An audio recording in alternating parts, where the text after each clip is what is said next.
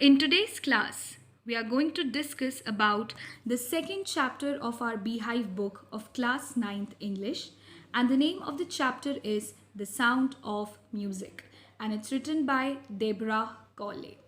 This chapter is divided into two parts. The first part is about a multi-percussionist, Evelyn Glennie, and the second part is about the Ustad of Shehnai, popularly known as Ustad Bismillah Khan. So first of all, let's go through about an introduction of the author. So Deborah Colley is an Ottawa-based writer and broadcaster.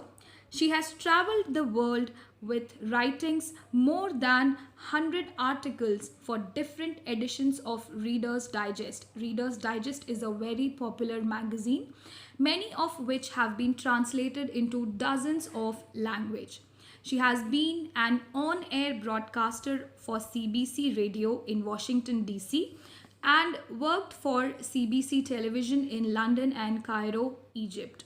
She is the author of Cairo, a practical guide, and a Lucille Tisdale, Doctor of Courage. She wrote One Woman's Journey, a portrait of Pauline Vanier. So this is about a few works in writing which she has written. So now let's start with the first part of The Sound of Music, which is about Evelyn Glennie. So through this part or through this biography, the author wants to tell us or wants to give us the example of how sheer determination and hard work, perseverance and courage can help achieve anything if we put our heart and soul to it. And if we have courage and perseverance in us, then no handicap or barriers can break one's way if one has the will to live their dreams. So this is what the first part of the story, The Sound of Music, teaches us. So now let's quickly go through the summary of the first part, that is about Evelyn Glennie. So it tells us that this biographical feature is a brief account of how Evelyn Glennie, a Scottish musician, was able to achieve the greatest heights in the field of music despite having the hearing impairment she suffered at a young age of 8 years. Instead of yielding to the handicap, Evelyn pursued her dream and eventually made her way to the Royal Academy of Music in London. Evelyn's mother came to know about her daughter's deafness when, at the age of 8, that means the Evelyn, was to give her performance on the piano in school but could not hear her name being called. So that was the first time ever when her mother noticed that her daughter has this kind of physical disability. When her deafness was confirmed at the age of 11, when slowly and gradually she lost her completely hearing ability at the age of 11, the headmistress of her school suggested that she should be sent to the school for deaf children, because you know that these kind of children generally find it very difficult to adjust and learn with the children who are properly and they are not disabled in any form. So her principal suggested that she should be put in such a school where these kind of children with physical impairment are being taught. But Evelyn was not that kind of girl. So you know that Evelyn was quite determined and she was not ready to do that. She who could be discouraged. So she was not a kind of person who would be demoralized or demotivated just because her headmistress as well as her teachers did not support her to study in that school. So Evelyn Glennie was not discouraged from playing upon xylophone. So this little girl, she was very much enthusiastic in learning future since her very early age. But her teachers discouraged her, saying that since you're deaf, how are you going to hear the music? And if you don't hear the music, how are you going to play the instrument?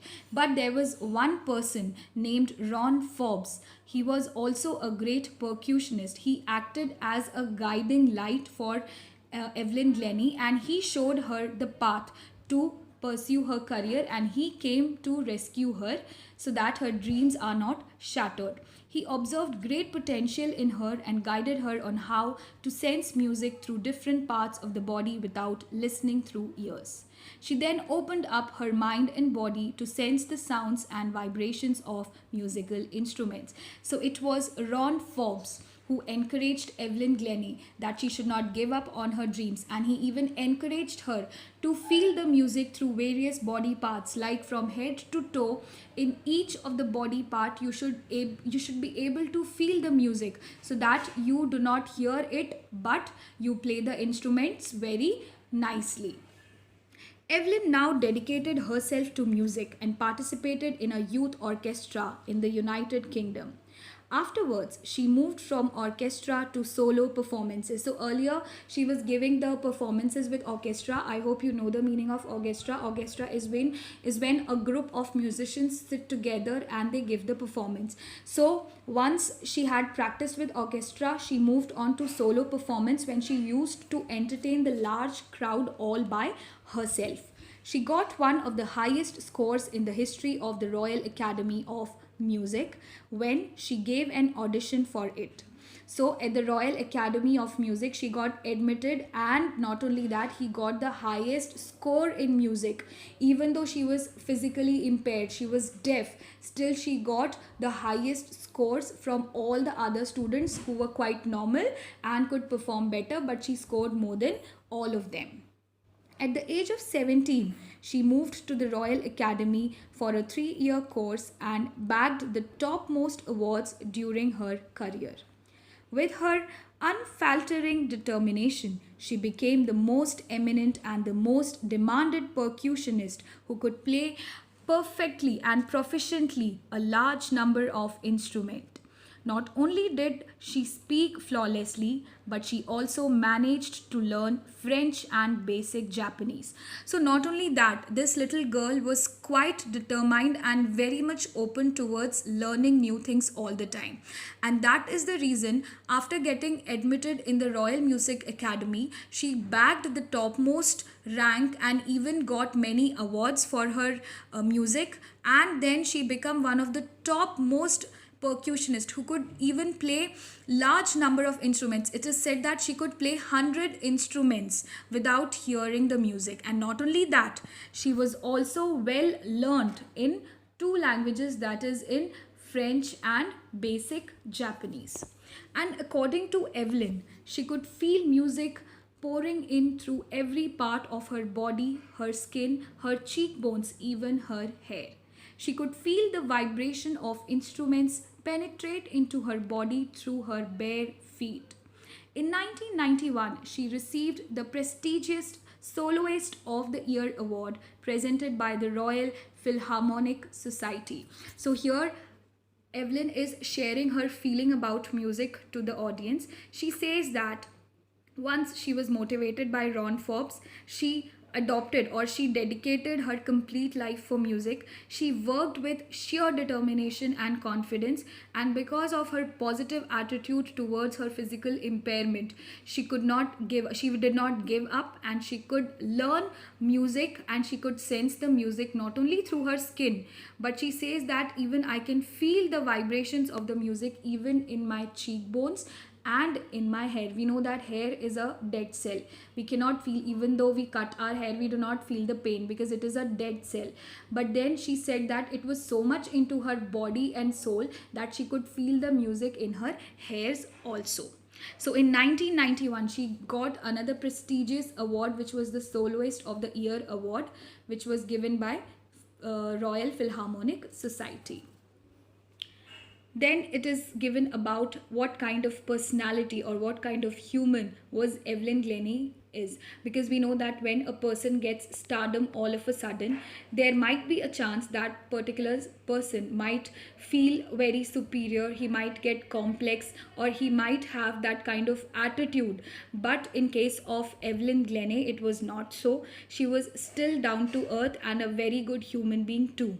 And she was a kind of person with a human attitude, which means a generous attitude.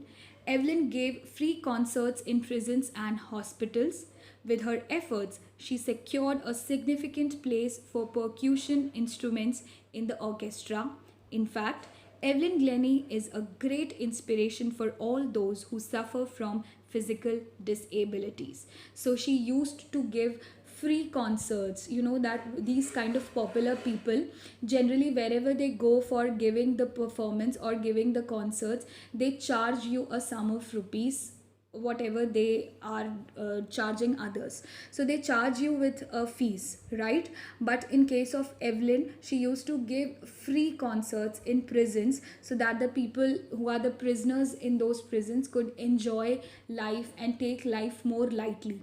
And not only that, she used to give them free concerts in the hospitals, even especially to the children and to the poor people who are sick, who are tired of living this life. She used to generally motivate them through music. She used to motivate them in order to have the courage or have the willingness to live. And that is why she gave free concerts both in prisons as well as in the hospitals.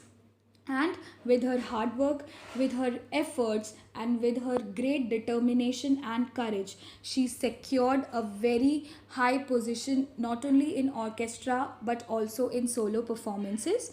And she is also a kind of great inspiration for those people who suffer from physical disabilities. We know that the people who are generally disabled, those who don't have hands, those who don't have legs, or those who are not able to walk, they are bedridden, generally those people do not have the willingness to live. They generally feel that God was unfair with them for giving them such a big disability, and they are just a burden on their family members as well as on the community. So those people generally don't have the willingness to live. They don't have the courage to face their physical disability, overcome that, and live their life to the fullest and accomplish their dream.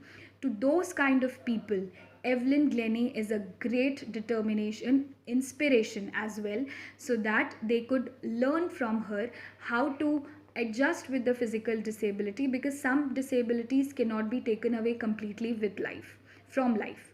So the only thing which you got to do is to live your life to the fullest, adjust to your physical disabilities, and do not let the physical disabilities harm you or stop you from achieving your goal.